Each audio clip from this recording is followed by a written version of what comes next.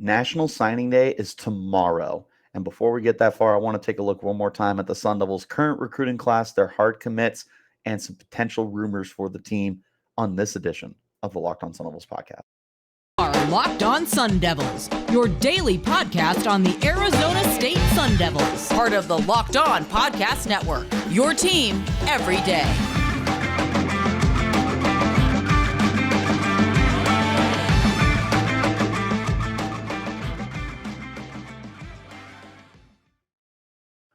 This episode of Locked On Sun Devils is brought to you by FanDuel Sportsbook, official sportsbook of Locked On. Make every moment more. Visit FanDuel.com/LockedOn today to get started. Hello, everyone, and welcome back to the Locked On Sun Devils podcast, part of the Locked On Podcast Network, your team every day. My name is Richie Bradshaw, and I will be your guide for everything Arizona State Sun Devils. As always, thank you guys for tuning in. Remember, the podcast is free and available on all platforms, including YouTube, if you want to check us out on a visual platform. Wherever you're getting your podcast, though, hit like and subscribe and turn on notifications so you get an update when we post new content, and stay in touch with that content by following me on Twitter at RichieBrads36 and the podcast as well at LO_Sun Devils. Recruiting Day, or not Recruiting Day, National Signing Day is tomorrow, Wednesday, February 1st. There are some pretty big dominoes that have yet to fall. There are some well-known rumors that are flying around, and there's a handful of Sun Devils that have yet to officially sign with the team. That's what we're here to take a look at today, is those remaining players. So, first things first, I want to take a look at some of the players that have yet to sign for Arizona State, what it means for the team. Right now, Arizona State has 5 more hard commits. They have quarterback Israel Carter. They have defensive lineman Kyron Borda. They have linebacker Kavion Thunderbird, running back Kyson Brown, and offensive lineman Sean Naa. I hope I pronounced that right. Sean, my apologies if I did not. Looking at these guys, 4 of these commits were very, very recent, with Kyron Borda and Kavion Thunderbird and Sean Naa all within the last week or so. Sean Naa was the 23rd, so 8 days technically. You had Kyson Brown commit back at the end of October, and you had Israel Carter commit just about 9 months ago. Carter is an interesting situation. That's where I want to start this conversation.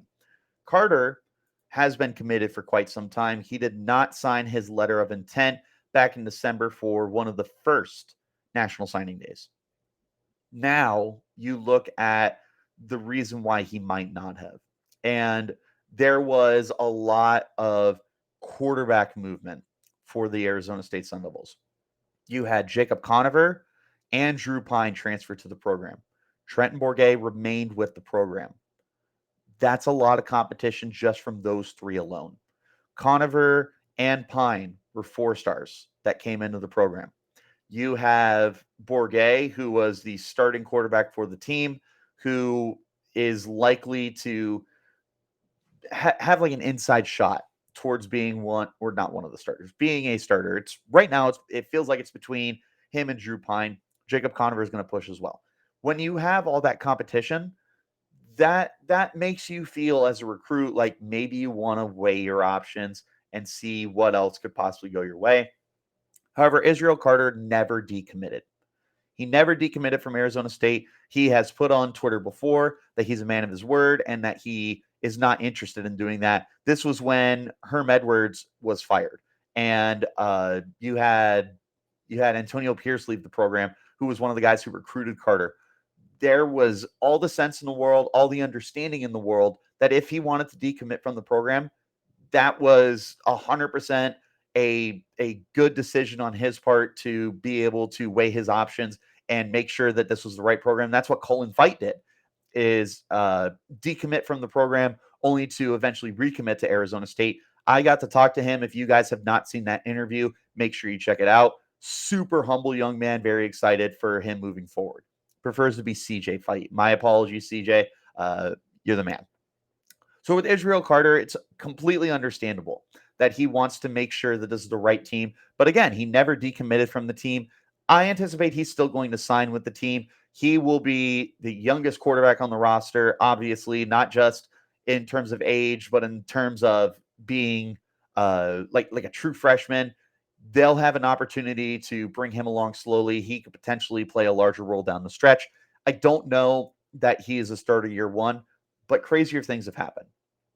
Looking at the rest of the class, again, you have 3 guys who committed very, very recently with a defensive lineman, a linebacker, and an interior offensive lineman. These are guys that are going to have an opportunity to get some playing time. You have Kyron Borda on the defensive line. He is a bigger man at 6'3", 285 pounds. That's really good news for the Sun Devils, who are looking for some bodies on the defensive line.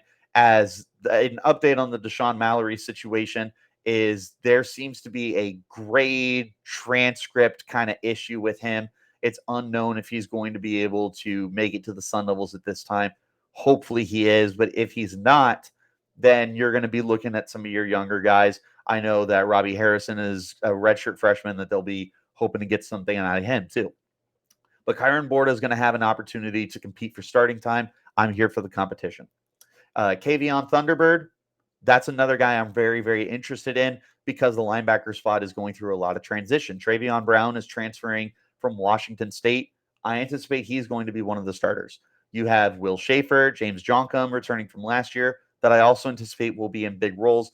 But you lost both the Soley brothers, Connor to the portal, Kyle to eligibility, and Merlin Robinson to eligibility as well. It's a brand new group. Thunderbird will come in. He was a more highly thought of 3-star recruit. And I think that, again, there's an opportunity that he'll be able to come into the program, compete, maybe push for some time. Sean Na or Naa, again, I'm really sorry if I'm mispronouncing that, is a lighter guy right now at 275 pounds. Naturally, they're going to be able to bulk him up and get him to a more proper playing weight once you take that next step to the next level of your career. With him, I look at the interior of the offensive line, and I brought this up before. There's really only one solidified starter returning from last year in Isaiah Glass.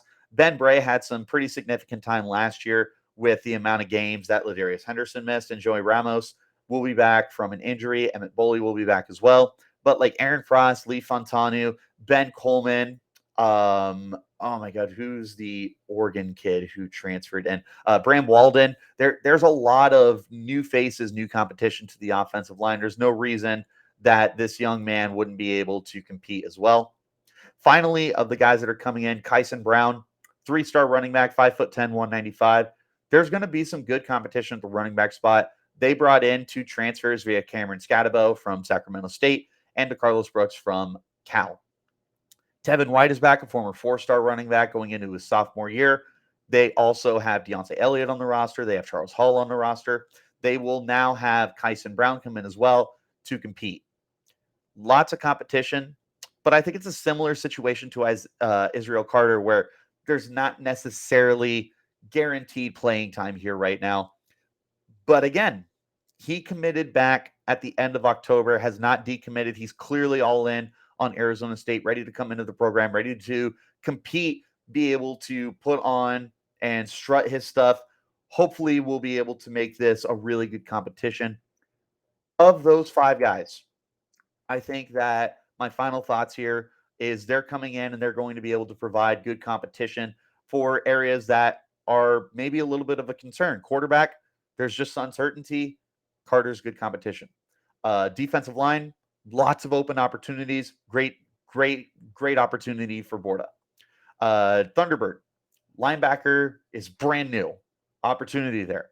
Shana, opportunity on the interior line. Kyson Brown, not so much at the running back, but maybe in the future because Scatabo and DeCarlos Brooks may not return. They do have another year of eligibility, but there's always that chance that maybe they go pro. Who knows? Overall, I look at the recruiting class that we do have right now. I really like what I see. I really like the competition aspects that they're going to be bringing in. I'm happy that they decided to stay, and I would anticipate that all 5 of them end up signing letters of intent tomorrow. I wouldn't question that. This year, the only app you need at your Super Bowl party is FanDuel, America's #1 sportsbook. We're really excited about our new sports betting partner for Locked On because they're the #1 sportsbook in America. And if you're new to FanDuel, that's even better. They have so many great features that make sports betting fun and easy. Download FanDuel now so you can bet Super Bowl 57 with no sweat first bet. You'll get up to $3,000 back in bonus bets if your first bet doesn't win. FanDuel lets you bet on everything from the money line to point spreads to who will score a touchdown. There's all sorts of great prop bets that are going to be coming up for the Super Bowl, so be sure to check it out. The FanDuel Sportsbook app is safe, secure, and super easy to use. And best of all, you can get paid for your winnings instantly. So join FanDuel today at FanDuel.com/lockedon to claim your no sweat first bet on Super Bowl 57. That's FanDuel.com/lockedon. Make every moment more with FanDuel, official sportsbook partner of the NFL. Locked On is headed to the Senior Bowl. Get inside analysis from hosts that covered the NFL's next great generation in college and find out which NFL draft boards these players will be climbing all in one location. Subscribe to Locked On NFL Draft for nightly live shows from the Senior Bowl on Tuesday, Wednesday, and Thursday at 9 p.m. Eastern. All right. Let's take a look at some of the biggest guys who have yet to commit. They're the biggest domino, the absolute biggest domino right now is Duce Robinson, local kid at, oh my goodness, where I need to find him, at Pinnacle. He is a massive man at 6'6", 225 pounds, tight end, does have an offer from Arizona State. He's got an offer from a lot of teams right now. The assumption is he is going to end up going to Georgia. Who could blame him? Georgia is a tight end factory right now. They've got Washington, who's going to be entering the draft this year. They've got Brock Bowers, who is probably the best tight end in college football right now, who's going to be going into his true junior year. Duce Robinson will come in, have an opportunity to play immediately because Georgia values their two tight end sets. Clearly, they have two guys who are looking like first-round picks. Duce Robinson will be able to go in and compete. Robinson is also going to be going to a team that is back-to-back national champions. Probably has their eyes set on three-peating. That's a really good opportunity for him to be able to go to a team where he knows he can contribute immediately and where he knows he'll have an opportunity to compete for national titles. The spotlight will be on him. Everyone is going to know who Duce Robinson is because not only the recruiting ranking, obviously, as a 5-star and the number one prospect in Arizona, but more importantly, he's playing in the SEC. SEC is the life of college football, right, wrong, or indifferent. Duce Robinson is going to be on nationally televised games consistently. That's going to put him out there for teams to watch him all the time. He does have another offer as well from USC, and I know that by the sounds of things, those are the two schools it's going to come down to is Georgia and USC. If I'm him, I personally am going to Georgia. Obviously, with USC, there's a lot of enticing factors there as well. First of all, Caleb Williams is better than anything that Georgia has at quarterback right now because, unfortunately, the 70-year-old Stetson Bennett will not be returning for his 12th year of college at Georgia. That's obviously a joke. Being able to play at USC would give him the opportunity to play with the reigning Heisman winner at quarterback. It would give him the opportunity to play with one of the best offensive minds across the football landscape, pro, college, and otherwise, in Lincoln Riley. It would give him an opportunity to potentially be the number one option in that offense. I know that they've got the kid from U of A that transferred there. I know they've got some other younger guys on the roster as well at the wide receiver spot, but tight end would be wide open. And that would be an opportunity for Duce Robinson to step in. When we talk about Arizona State, there is some competition at the tight end spot with Messiah Swinson and Jalen Conyers. That being said, there's no reason Duce Robinson wouldn't be able to come in and contribute. I anticipate the tight end position is going to be heavily involved in 2023. Naturally, you would want to get a 5-star out there as well. So yeah, it does make sense to go to Arizona State. Plus, there's that whole factor of being the hometown kid who stayed with the hometown school and was able to build a reputation, build a legacy at Arizona State. But it's really hard to pass up going to Georgia, going to USC. For what it's worth, he's got offers from everyone, Alabama, Texas, Oregon, all of them. But if I'm him, I personally am looking at Georgia, and I don't blame him otherwise. One of the other dominoes that we've been talking about for a little while is Jakobi Lane, 4-star wide receiver who also is playing in the Valley. there was an interesting factor where he did not sign his letter of intent back in December for the USC Trojans. There was conversations that maybe he was going to decommit. He has not decommitted. I don't see any reason why he would. I don't see any reason why he's not going to end up signing with the team. All in all, it would have been really awesome for him to stay in state at Arizona State. I don't think it's going to happen. Again, there's a lot of opportunity at USC to be playing with a reigning Heisman quarterback and to be playing with the brilliant offensive mind that Lincoln Riley is. There's way too many factors there. There's also the fact that the receivers that are on that roster are on the older side in terms of their eligibility, and Jakobi Lane would be able to step in to an offense that could get him incorporated in year one, but then year two and year three could be the face of that offense. USC has also low-key been a very, very strong wide receiver factory. In the last 10 years, they've put in guys to the NFL. Juju Smith-Schuster, Robert Woods, Marquise Lee had a little bit of a stint. Drake London was just a top 10 pick for the team. Amon-Ra St. Brown. They have been putting in a lot of receivers.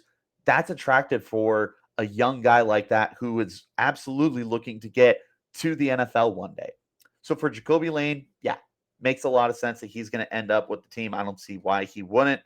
There are a few other players who have yet to commit, but probably won't be coming to Arizona State. I know that defensive lineman Nicholas Harbor has an offer from Arizona State.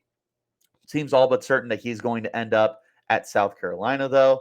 There's, for the most part, everyone has pretty much signed by now. That is a 5-star or a very, very high 4-star. But there is one more large domino that Arizona State does have an opportunity to land that we're going to talk about in just one moment.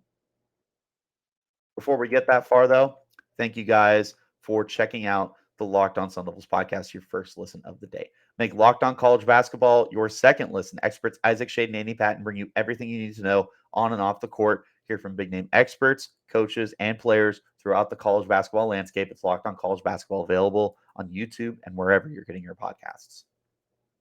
There is one big domino that has yet to fall. Jaden Rashada. Quarterback. Very, very high star, or very, very high 4-star for 24/7 Sports. I believe Rivals has him as a 5-star, depending on where you look. Pittsburgh, California. Was originally going to Florida before decommitting. There are some very interesting things that are going into this situation. The majority of them are NIL driven. So when looking at Jaden Rashada, it feels like it's going to be a bidding war. Funny enough, Crystal Ball projects that he's going to Miami. I do not think that's true. I think that it's likely going to come down to two schools. It's going to come down to Arizona State, and it's going to come down to TCU. There's dots to connect with Arizona State.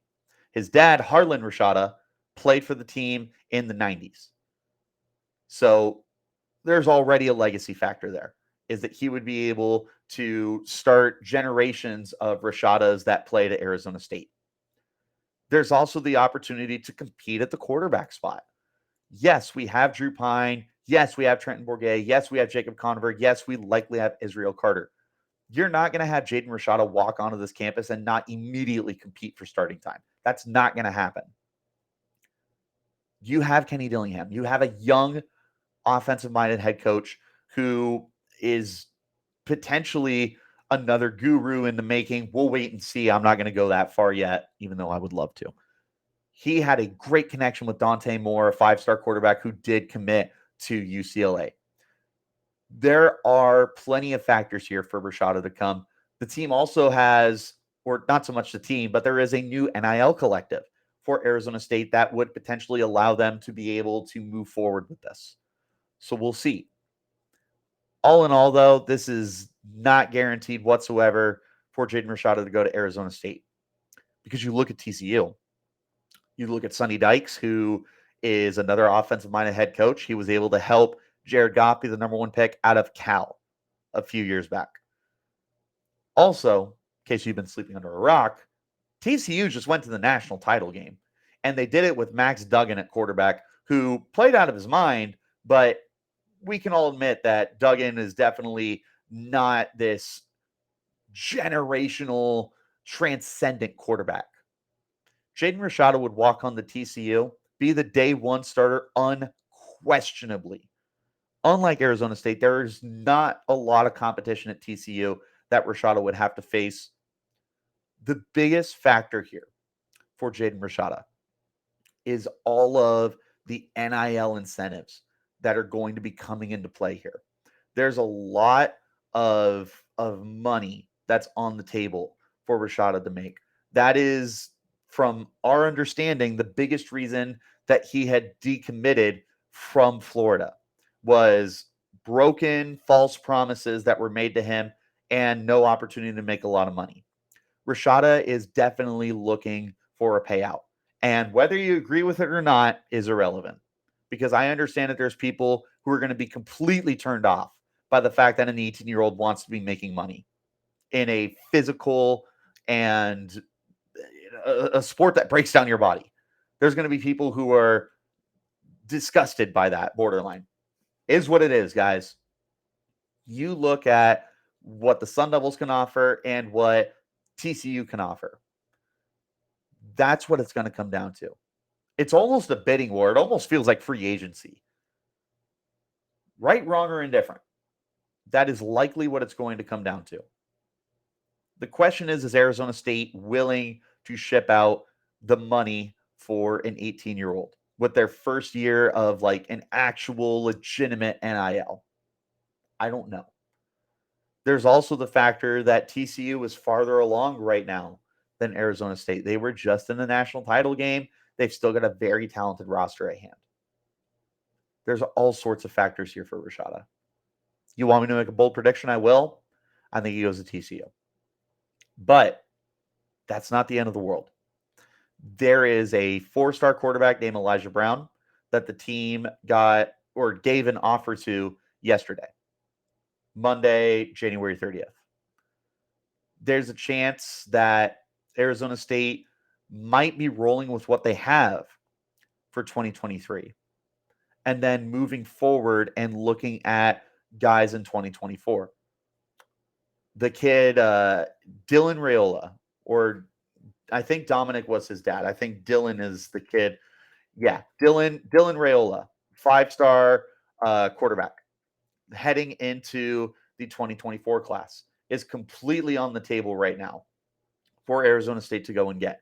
Number 1 quarterback in Arizona, number 1 quarterback in the nation, number 1 prospect in the nation. Arizona State could be playing for Raiola. They could be playing for Elijah Brown. They could 100% be looking at their future instead of trying to get everything in one time, in one space immediately. It's a process. This is a rebuild. This is not Arizona State's going to instantly be national title contenders. If they are, then holy cow. Like, that would be insane. They're going to be playing to get back on track. So, yes, it would suck that you didn't get Dante Moore this year. It would suck you didn't get Jaden Rashada this year. But it's not the end of the world. It's a game of chess. It's a marathon, not a race. It's going to take time for Arizona State to get back on track, for Arizona State to get their recruiting back up, maybe to heights we've never seen.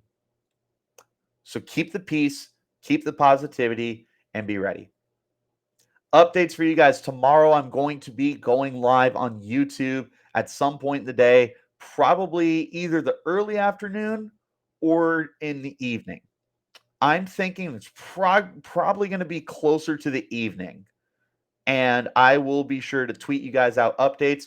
The point is for us to be able to talk about National Signing Day, but obviously we'll talk all sorts of good stuff. I'm also going to be talking about Arizona State's recruiting class tomorrow for the Locked On Network as a whole. Be sure to look out for that. Be sure to look out for all the content that we post. And wherever you're getting your podcast, hit like and subscribe, turn on notifications, and know whenever we post new content. My name has been Richie Bradshaw. Until next time, Keep it locked right here on Locked On Sun Devils.